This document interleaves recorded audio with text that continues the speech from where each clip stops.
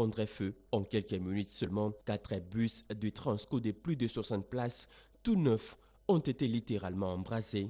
Selon les témoins, le feu a commencé vers 5 h du matin dès ce dimanche 17 août et s'est réparti au niveau de la deuxième porte du dépôt. L'incendie n'a fait aucune victime, pas de blessés, moins encore des morts. Les autorités de cette entreprise publique ont ouvert une enquête pour déterminer les causes exactes de ces sinistres, mais les premiers éléments pointent vers un problème électrique. Par manque des équipements nécessaires et élémentaires comme l'extincteur pour maîtriser le feu, les agents et cadres de cette entreprise ont lutté pendant plusieurs heures contre ces feux spectaculaires pour limiter les dégâts. Pendant que flottait encore dans l'air une odeur des pneus brûlés, les personnels sont sortis pour faire les constats. Ici, moteurs, sièges, volants et autres pièces ont été totalement calcinés par ces feux dévorants.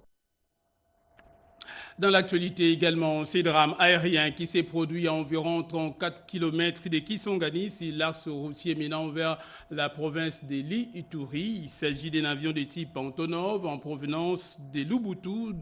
Nous sommes là dans la province d'Ima qui s'est écrasé après avoir percuté un arbre. 6 personnes ont trouvé la mort, tandis qu'une seule a survécu. Il a été évacué de toute urgence vers un centre hospitalier de Kingasani. Explication de Kisangani, allais-je dire, explication Iverson Kabwaba.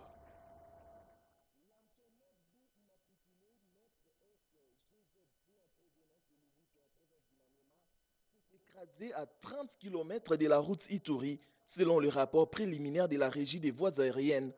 D'après le commandant de l'aéroport de Bamboka, la tour de contrôle n'était pas en contact avec l'appareil au moment du vol.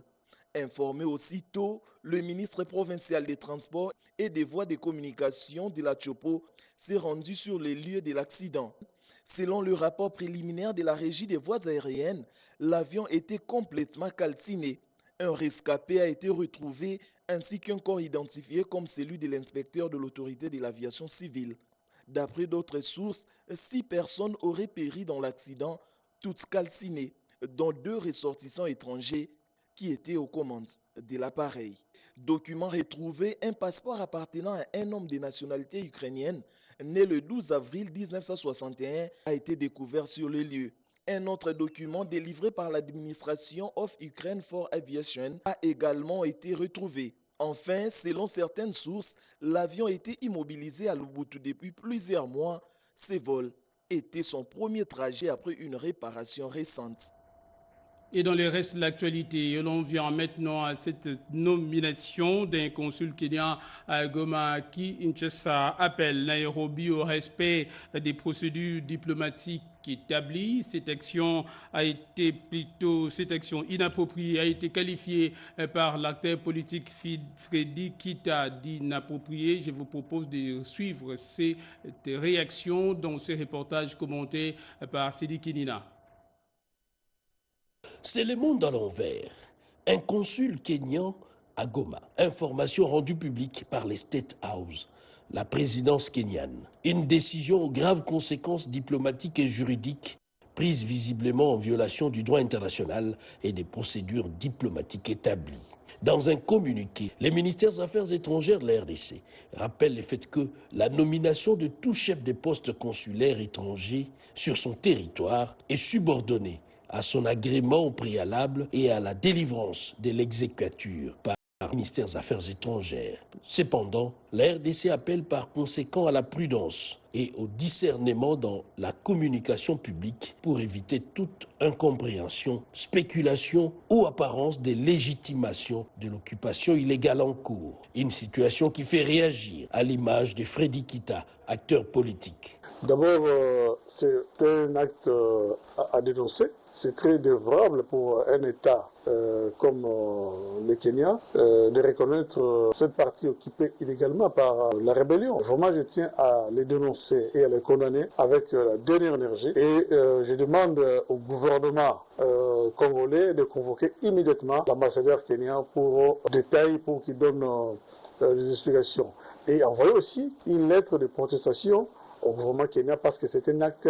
Donc là, ce que nous avons tous dénoncé, que le chemin de la balkanisation est en marche parce que c'est quand même inacceptable dans un pays souverain démocratique et que l'État kenyan envoie un représentant comme consul général dans cette partie occupée illégalement. Les Kenyans est donc appelés à l'observance des règles de courtoisie et de respect mutuel.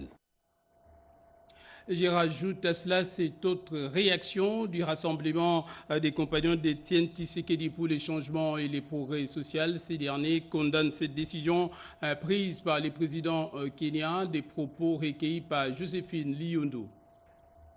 Le rassemblement des compagnons d'Étienne Tshisekedi pour le changement et le progrès social condamne avec la dernière énergie la nomination d'un consul général à Goma en toute violation flagrante des prescrits de la Convention de Vienne sur les relations diplomatiques et consulaires de 1963. Rappelle à l'opinion tant nationale qu'internationale que la nomination d'un consul général dans un pays accréditaire doit obligatoirement suivre les étapes protocolaires d'usage. S'interroge comment Nairobi a ignoré le contexte sécuritaire et politique à l'est de la République démocratique du Congo pour désigner un consul général en faisant fi du processus de paix en cours de Washington et de Doha. Processus soutenu et accompagné du reste par l'EAC, la SADC et l'UA. La République du Kenya, sous n'importe quel prétexte que ce soit, ne peut nommer un consul général dans cette ville sans au préalable consulter et obtenir l'agrément des autorités légalement établies en République démocratique du Congo. Demande à tout Congolais, où qu'il soit, toute tendance confondue, de condamner fermement et de s'opposer vigoureusement à toute velléité de la balkanisation. En tout état de cause, le rassemblement des compagnons d'Étienne Tshisekedi pour le changement et le progrès social réaffirme, sur base des dispositions pertinentes du droit international, la souveraineté de la République démocratique du Congo ainsi que son intégrité territoriale. Et puis c'est communiqué avant de poursuivre cette édition du journal à la veille de la reprise des pourparlers entre les représentants du gouvernement de la République démocratique du Congo et ceux de la coalition AFC M23 sous la facilitation de l'État du Qatar. Le gouvernement de la République démocratique du Congo réitère son engagement résolu en faveur du dialogue constructif conformément à la déclaration des principes signée le 19 juillet dernier.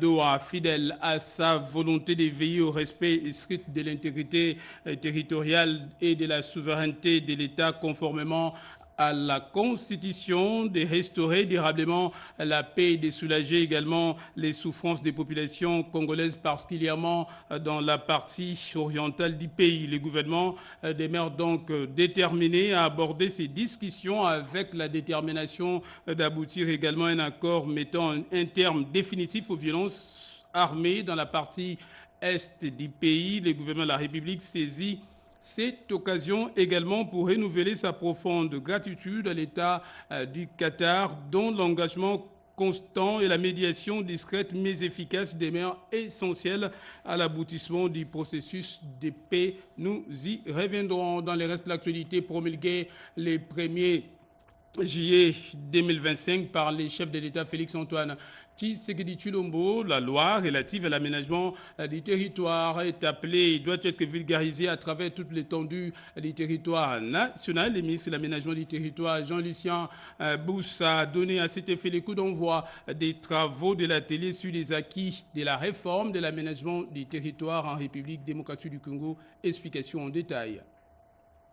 Cet atelier d'échange d'informations sur les acquis de la réforme d'aménagement du territoire organisé par la société civile environnementale a comme objectif l'élaboration d'une feuille de route des actions amenées pour l'application de la loi numéro 25-045 du 1er juillet 2025 relative à l'aménagement du territoire. À l'ouverture, la présidente du conseil d'administration de la coalition des femmes leaders pour l'environnement et le développement durable, CEFLED, l'honorable Néné Mainzana, a fait un plaidoyer pour une gestion rationnelle, inclusive et durable de l'espace national. L'aménagement du territoire n'est pas un simple exercice technique.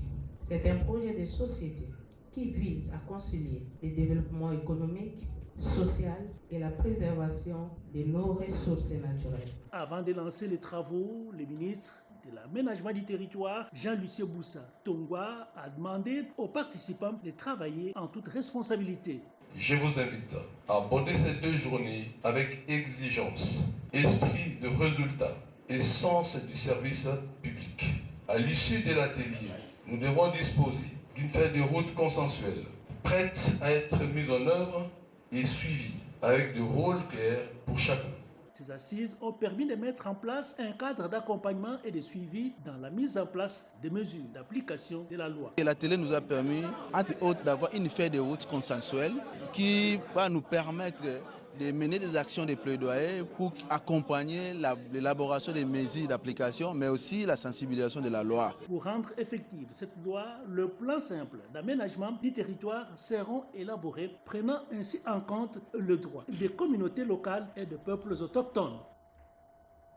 5 siècles se sont déjà écoulés depuis que les sites Tian Mfumu, nous sommes là au village Vula dans la province du Congo central, situé à plus de 10 km. La ville de Mwanda a connu un passage d'esclaves en nombre incalculable. Actuellement, en état de délabrement avancé, quelques voies se sont élevées pour la restauration de Tian Mfumu, qui est aussi un site touristique. On voit cela dans ces dossiers de cette édition signée Piromboui Seidi. Nous sommes au village Sala, dans le groupement Tian Mfumu Vista, secteur de la mer, en plein territoire de Mwanda, dans la province du Congo central.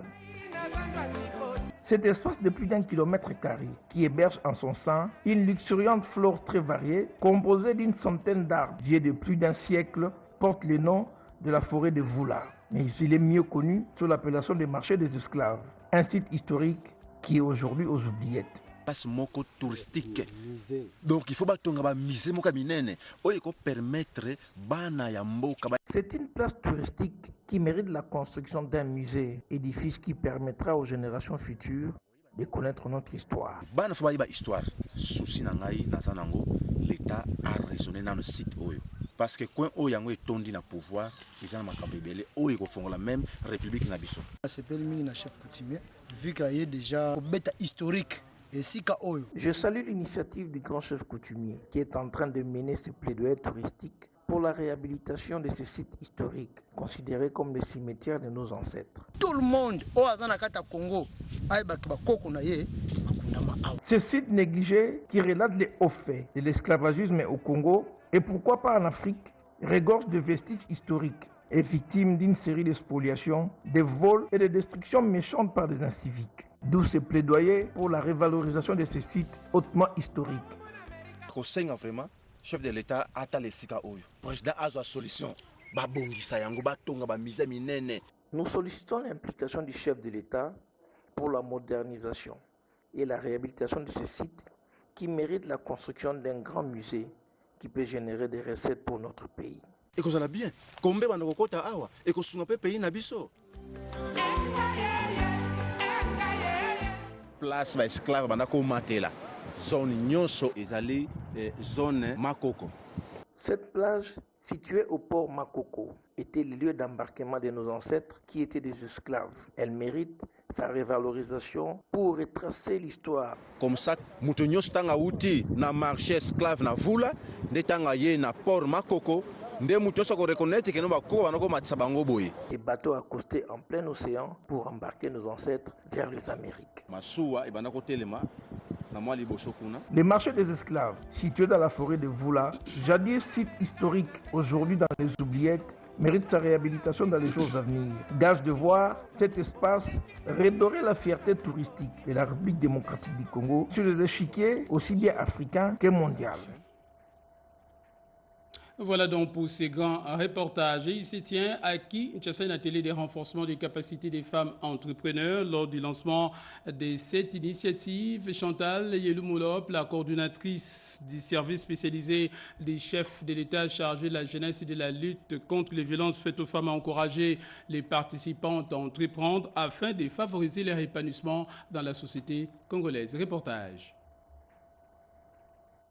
Organisé sous les hauts patronages de la coordinatrice du service spécialisé du président de la République en charge de la jeunesse, de la lutte contre les violences faites aux femmes et de la traite de personnes, un atelier de 2 jours intitulé Business Women s'est tenu autour du thème de leadership féminin. Ces assises avaient pour objectif de poser les bases de l'inclusion financière de la femme congolaise. Elles ont également mis en avant la paix et la sororité comme piliers de l'épanouissement de la femme dans la société congolaise. Ce contact intergénérationnel où on avait 2 jeunes filles qui demandaient à des femmes qui sont expérimentées, qui sont dans tout ce qui est business depuis un moment, des questions. Et les invités ont aussi participé à cet événement aussi, à poser des questions. C'était très interactif. Mais le but de cela, c'est vraiment de créer une base d'introduction financière pour les femmes congolaises.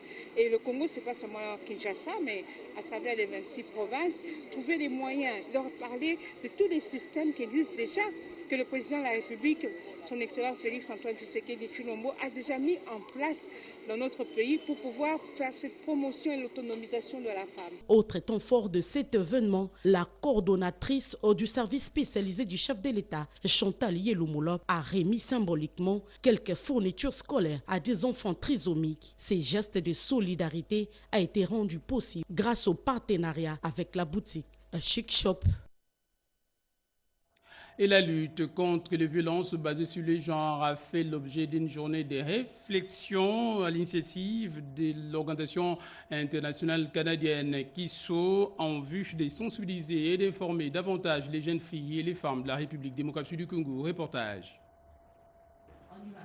Elles étaient une centaine de jeunes femmes, toutes bénéficiaient du projet Talent Pluriel de l'organisation KISO internationale à prendre part à ces 2 journées d'échange, mais plus encore des motivations et d'inspiration organisées en marge de la journée internationale La Femme africaine. C'est autour du thème national, lesquels a mis cette année l'accent sur la lutte contre les racismes, la discrimination et l'intolérance, que se sont articulées les discussions dirigées dans une approche participative et inclusive. C'est un projet de renforcement de capacités des femmes, personnes marginalisées, entre autres avec handicap, avec albinisme, ainsi que de petite taille, ainsi que d'autres femmes, question de les sensibiliser, à les informer des avantages, le pourquoi de cette journée. S'il y aura une autre phase, ça sera vraiment très intéressant, surtout pour les jeunes qui sont à l'intérieur, pas seulement ici dans la province de Kinshasa, mais à l'intérieur, dans le Bandundu, le Kassa, et ça sera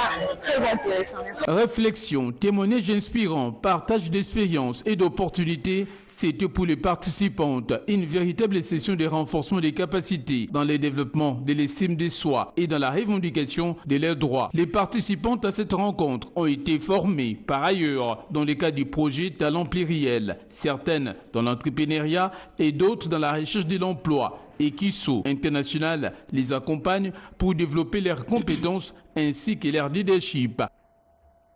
Après 30 jours de prières et d'enseignement biblique, l'Église évangélique des sacrificateurs a bouclé sa campagne d'évangélisation axée autour du thème « Le Christ est de retour en République démocratique du Congo ». On en parle dans ce reportage signé Eric Abomba. Un procès fictif inspiré de faits réels pour mettre en lumière l'histoire et la vie du prophète Kadima Bakenge Musangilaï. Ces procès déroulés ici au Stadium Imka, l'endroit où ces prophètes, considérés par ses fidèles comme le Christ, a fait sa dernière apparition physique et prononça son dernier discours. Cette scène, réalisée devant ses fidèles de l'église évangélique des sacrificateurs, venus nombreux pour clôturer leur campagne qui avait comme thème « Le Christ est de retour en RDC depuis 1963 ». Le révérend sacrificateur Jacques Kambaï, représentant provincial de cette église, parlait d'une campagne réussie où ils ont porté haut et partout ces messages du retour du Christ. Tout au long de cette campagne, nous avons annoncé la bonne nouvelle du retour du Christ en République démocratique du Congo depuis 1963 en la personne du souverain sacrificateur Kadima. Nous l'avons ouvert par une conférence de presse relayée dans presque toutes les chaînes pour permettre que le message soit suivi par des milliers de compatriotes.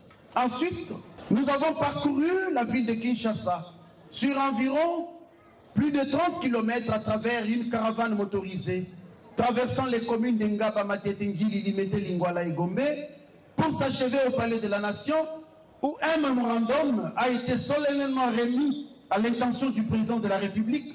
Nous espérons vivement que ce document lui est parvenu.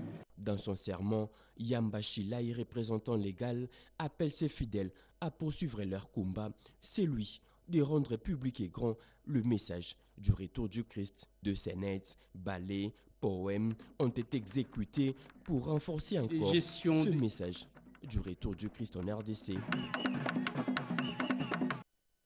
La standardisation des outils de gestion des données a été expliquée aux acteurs clés à la communication des risques et engagements communautaires. C'était lors d'un atelier interinstitutionnel. D'autres détails dans ce reportage signé Rodé Ponda. La standardisation et l'interopérabilité des outils de gestion des données, c'est la problématique au cœur de cet atelier interministériel organisé par l'Institut national de santé publique INSP à travers les centres des opérations d'urgence de santé publique COUSP avec l'appui technique et financier de l'UNICEF. Sous la houlette du professeur Christian Gandou, le représentant des ministères et les partenaires techniques et financiers, à savoir l'OMS, SANRU, Croix-Rouge, FHI 360, experts en système d'information et membres du comité de coordination InSanté, SECUS, ont posé des bases d'un système de données harmonisé.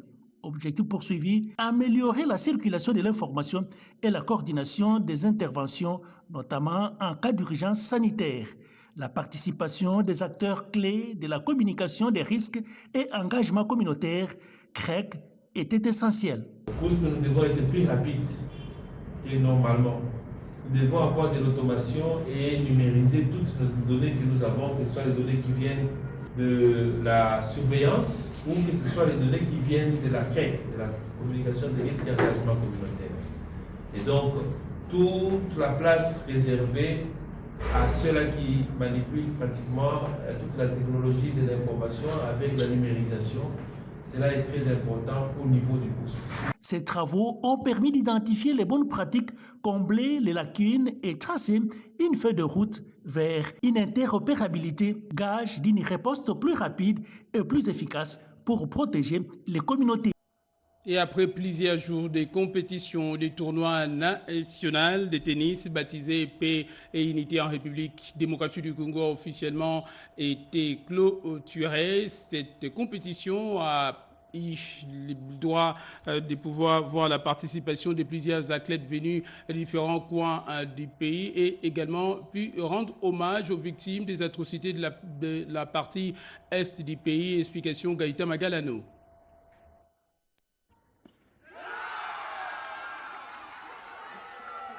Victoire de Saïdi sur Arnaud dans la catégorie senior, sonnant la fin de 6 tournois de tennis à caractère national pour encourager les initiatives de paix et de l'unité engagées par le gouvernement Soumino II. Mon adversaire, mentalement, il était fort et il a bien joué. Deux fois volé, il a raté. C'est ça, moi, j'ai gagné. Félicitations à moi. Je me suis bien battu. Ça fait 6 ans, on ne me prend pas les 7. C'était bien. Organisé sous le haut patronage de la première ministre Judith Suminwa Tuluka, voilà de quoi faire réagir l'initiateur de cette compétition. Nous remercions et saluons les efforts du chef de l'État, Félix Tshisekedi Tshilombo, qui travaille de nuit et jour pour l'unité de ce pays. Merci à la première ministre Judith Suminwa qui a accepté de soutenir cette première édition du tournoi Paix et Unité en RDC. Que la Fédération de tennis de la République démocratique du Congo et la Ligue de tennis de Kinshasa reçoivent sincèrement nos remerciements. Georges Kochi, président de la Fédération congolaise de tennis, a salué l'impact du tournoi martelant sur la portée symbolique de cette vision. Merci beaucoup la Ligue de tennis de Kinshasa qui a donné l'engouement à tous ces jeunes, aux joueurs et aux spectateurs. Nous demandons plus de discipline parce qu'il y a de la discipline. Il y a des sponsors qui viendront pour soutenir les jeunes joueurs et qui nous offriront des spectacles encore plus beaux. La paix et la réunification de la RDC, credo de cette compétition qui a réuni les athlètes de 26 provinces de la RDC. Et c'est la fin de cette première édition du journal sur notre antenne. Merci à vous de l'avoir suivi où que vous soyez dans le monde. Merci également à nos équipes, à la rédaction et à la régie. Avec nous, Jonathan Moubalama, Mamita Bangoulou, Eric Djoké, Didier Deora, ainsi qu'Alain Ngalia. Grâce à qui nous avons pu vous informer. Restez avec nous. L'information continue en français également dans les autres langues de diffusion. Moi, je vous dis merci et bon début de semaine à tous et à tous.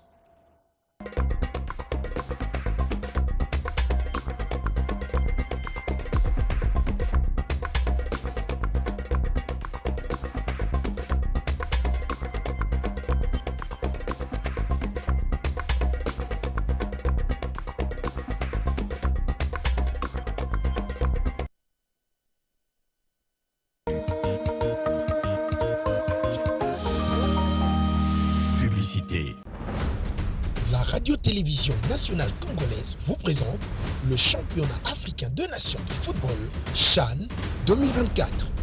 Du samedi 2 août au samedi 30 août 2025, suivez et vivez la grande fête continentale du football africain sur la RTNC, la chaîne des grands événements, l'église au milieu du village. Tout le match CHAN 2024 en direct sur la mer de Chêne. Le CHAN 2024, une occasion à saisir absolument. Occasion pour assurer la promotion de vos produits et services, occasion de faire connaître ce que vous vendez, occasion d'entrer en contact avec vos clients actuels et à venir, occasion enfin de faire la publicité dans toute sa splendeur grâce à ce grand événement avec un tarif exceptionnel. La direction commerciale et marketing de la RTNC est à votre disposition.